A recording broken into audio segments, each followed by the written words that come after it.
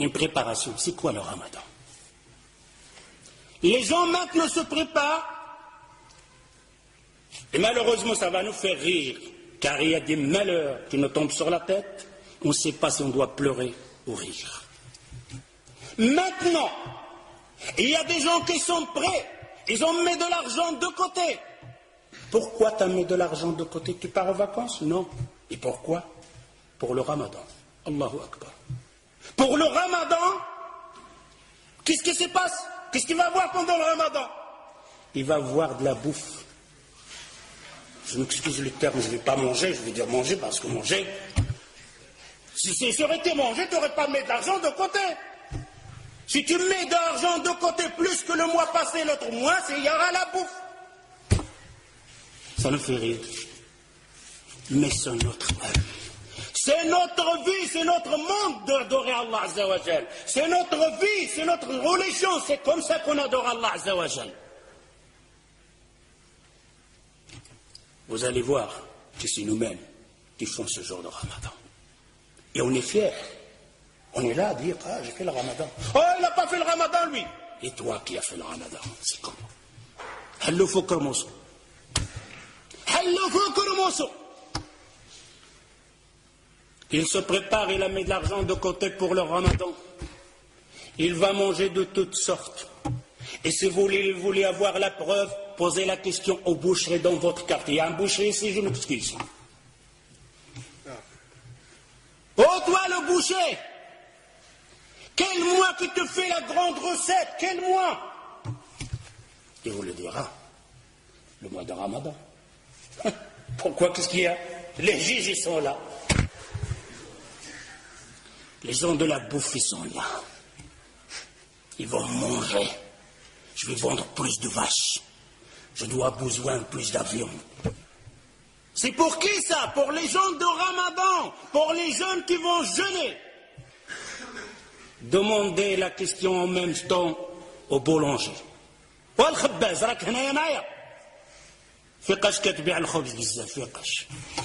on te fait une bonne recette pour vendre le pain pendant le Ramadan. D'ailleurs, le boulangerie, la boucherie, la laiterie, ils engagent des ouvriers pendant le Ramadan. Spécial pour nous. Ça, c'est le Ramadan, la préparation des musulmans. Les Sahaba, les compagnons se préparaient pour le Ramadan. Ouh là là, quelle préparation avec cette préparation. D'ailleurs, le boulanger, maintenant, c'est te sort et tu vas chez la boulangerie, tu vas trouver un pain français, un pain marocain. Mais quand le Ramadan va rentrer, de toutes sortes, des pains comme ça, des plis, des cheveux, de toutes sortes, tes yeux sont là comme ça. Qu'est-ce qu'ils préparent pour qui ça? Pour le Ramadan. Ce n'est pas le Ramadan. J'espère que vous entendez ça, que vous allez changer. Vous allez dire, oh Ramadan, c'est fini comme on faisait avant. Le jour de Ramadan, le mois de Ramadan, c'est le mois de l'adoration, pas de la bouffe. Si tu consommais 1000 euros par mois, tu dois consommer 400. Si tu n'y arrives pas, et que le shaitan est là au-dessus sur toi, alors au moins reste 2000 euros. Ne fais pas plus. Ne fais pas plus pendant le Ramadan. Et il n'est pas permis. Ce n'est pas dans la sunna du prophète sallallahu alayhi wa sallam qu'on aura une dépense plus dans le Ramadan pour le manger. On va grossir pendant le Ramadan. On va manger plus pendant le Ramadan. Et c'est le contraire. Je dois maigrir pendant le Ramadan. Je vais dépenser moins de l'argent pendant le Ramadan. Ça, c'est le Ramadan. Mais je vais adorer plus Allah Azza wa Jal. Je vais apprendre plus de sourates. Je vais apprendre plus de hadiths. Ça, c'est le ديالكم. أجي الزوجة ديالي الحنونة. سدي عافاك ديك الكوزينة. وشوفي حفظي شي صورة. ولا شوفي لاحظي ديك الفاتحه اللي كتقرا بها القران تقنها بالقواعد ديالها ومشي للمسجد تعلمي بعضه وتسمعي الدروس اشهار نتاع العباده تحفظي فيها حديث جوج احاديث. Je dis vous les hommes, j'appelle les hommes, de dire à vos épouses, à vos femmes, à vos filles, à vos sœurs, de sortir pendant le Ramadan de la cuisine. Dis à vos femmes de fermer le robinet de gaz pendant le Ramadan.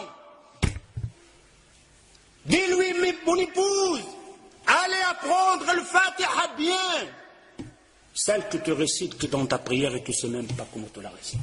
Allez apprendre une sourate en plus. Allez apprendre un hadith en plus. Et à Maghreb, tu nous fais une tasse de verre, de thé ou quelque chose comme ça pour passer la terre.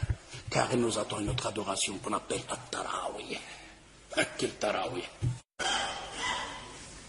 Quand il a rempli la table avec le bouffe, la manger de toutes sortes.